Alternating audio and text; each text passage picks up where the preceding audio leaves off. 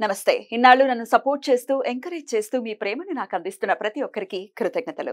అలాగే ఈ వీడియో కూడా ఖచ్చితంగా మీకు ఉపయోగపడుతుంది. లైక్, షేర్ అండ్ సబ్స్క్రైబ్ చేసి మీ సపోర్ట్‌ని నాకు అందించండి. అలాగే ఈ వీడియో పట్ల మీకున్న అభిప్రాయాన్ని కామెంట్ సెక్షన్‌లో కామెంట్ చేసి తెలియజేయండి. ఇప్పుడు వీడియోని చూద్దాం. నమస్కారం. రేపటి విశిష్టతని ఒకసారి చూద్దాం. రేపు 29వ తారీఖు ఫిబ్రవరి నెల 2024వ సంవత్సరం గురువారం.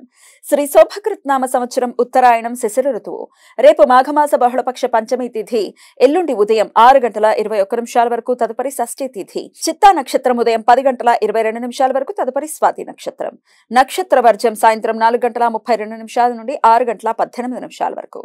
అమృతకాలం రాత్రి 3:07 నుండి 4:53 వరకు.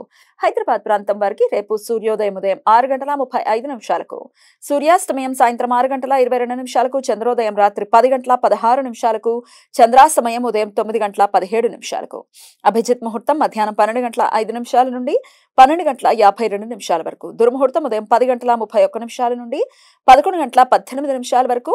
మరల మధ్యాహ్నం 3:14 నుండి సాయంత్రం 4:01 వరకు. రాహుకాలం మధ్యాహ్నం 1:57 నుండి 3:26 వరకు.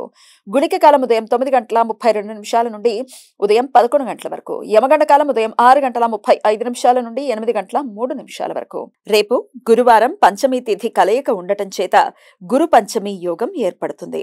పుణ్య నదులలో స్నానం చేయటానికి, దాన ధర్మాలు చేయటానికి ఈ సమయం అనుకూలం.